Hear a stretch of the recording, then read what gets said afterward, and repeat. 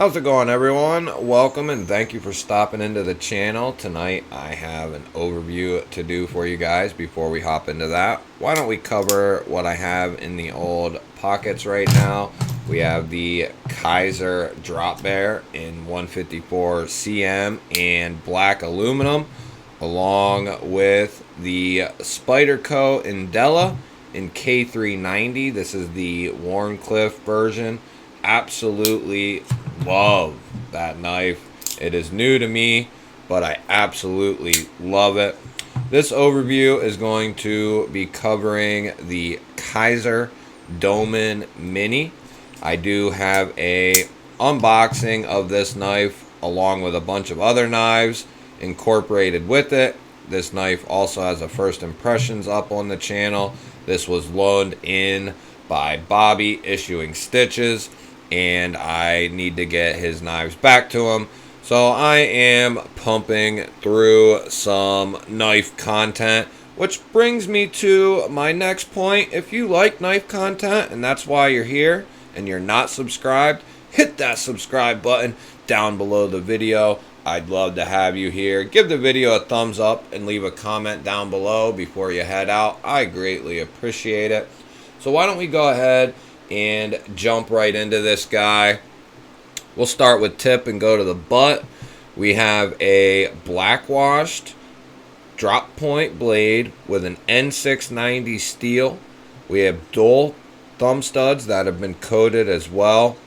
Quite a bit of branding there on the face of the blade, and then you have the Doman Mini on the opposite side there. I'm not a huge fan of branding, even though it is minimal. I do not know why they need to put the serial number on there or whatever that is. We can all do without that. The blacked out hardware looks phenomenal. The black and white G10 is very well done. The transition between the two is phenomenal. This is a liner lock. The liner lock does protrude there, and it gives you amazing access to that liner. You have a little back spacer with an integrated lanyard hole, and we do have a Issuing Stitches lanyard there. This is, in my opinion, a nice budget-ended gentleman's carry is what it really boils down to and kind of reminds me of. It'd be fine for EDC, and it would be fine to probably take to work and use on certain things. The N690 is not going to hold up as well as some of your more superior steels, which is a given. This is not trying to be that. This is more of a budget-minded approach to a gentleman style knife. Not everyone wants to spend $200–300 on a knife. Why don't we go ahead and get a little measurement in here. So we have about 2 3/4 of cutting edge, and then to that tip of the scale we're coming in right at 3 inches, and down at the very bottom of the knife we're coming in right just a hair past 6 3/4 is what we'll call it. Why don't we go ahead and get a quick weight on this guy. With the lanyard, I'm not taking that off. I'm going to say with the lanyard off, it's probably like 3. So it's coming up 3.1. So with the lanyard, it's probably, or without the lanyard, I'm sorry, it's probably an even 3 ounces, roughly. Not heavy at all. Why don't we go ahead and do some comparisons of this guy. We'll throw it up against some of its brothers here because I have them close by. There's the Kizer drop bear. That is a pretty close comparison, actually. We have the Kizer Escort, which is going to be quite a bit bigger than both of these. The drop bear is very close. The handle is a smidge longer. Throw it up against the old Indela here in K390. The Indela is definitely quite a bit bigger. And we'll throw it up against this JSWS, which is also quite a bit bigger. So you can see there it is a smaller knife, but as I said in the first impressions, it is comfortable. I can get all 4 fingers on it. They are squeezed on there, but it's comfortable. The protruding liner, you might think it's uncomfortable, but it's definitely not. I do not feel it. However, how he did this on this side, it makes you almost go right over top of that liner.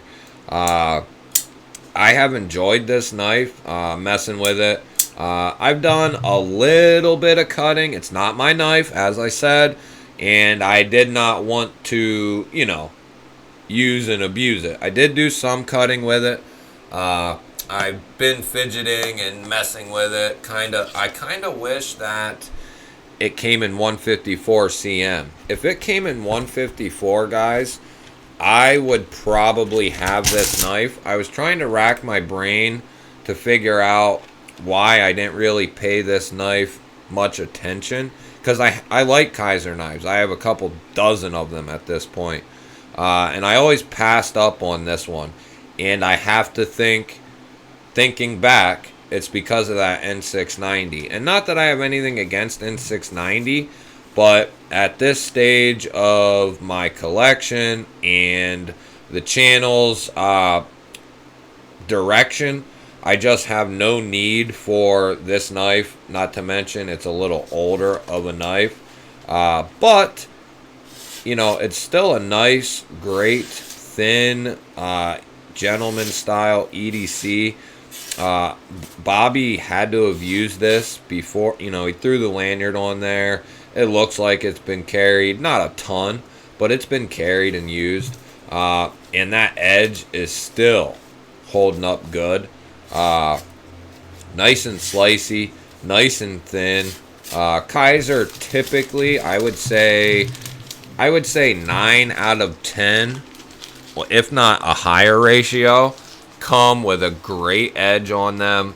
Kizer has come a long way in the last year, and they were doing phenomenal last year. But they have really stepped up their game with what knives they're coming out with, what designs, what knives they're upgrading. They are using a plethora of different steels, handle materials. I mean, they're working with different designers. Kizer is doing all the right things, guys, and they are well ahead of everyone else at this point, and they're just doing a phenomenal job.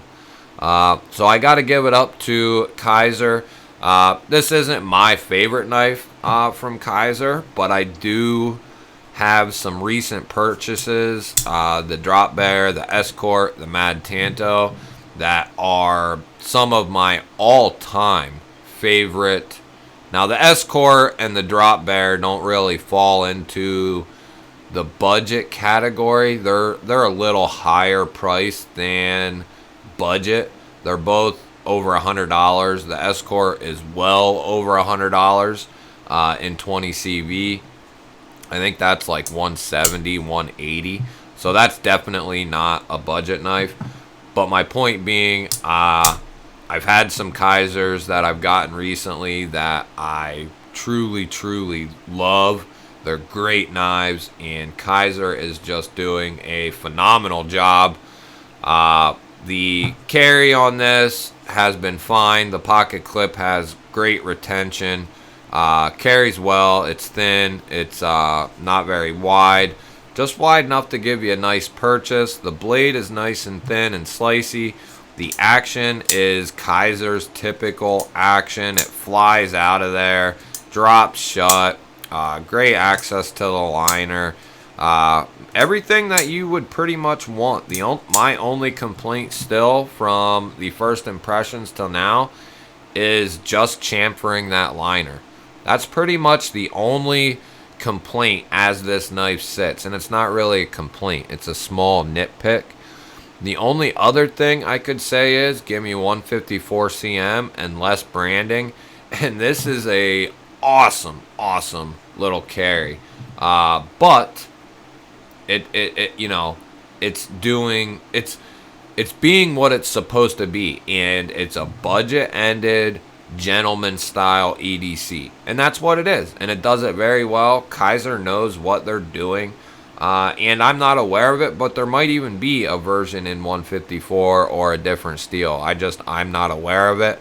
I'm only going off what we have right here, but in my opinion, you know, if you're looking for a cheaper, budget-ended, gentleman style, EDC style knife, this is a perfect knife to take a look at. That'll do it for me, guys, on this one. That is the Kizer Doman Mini, sent in to us from Bobby, Issuing Stitches. Shout out to you, brother. I'll link his Etsy store down below. Code GBALL10 will get you 10% off, all caps. Love you guys. If you're still here and you're not subscribed, hit that subscribe button down below. Leave a like, leave a comment. Love you guys. Have a good night, and I will catch you later.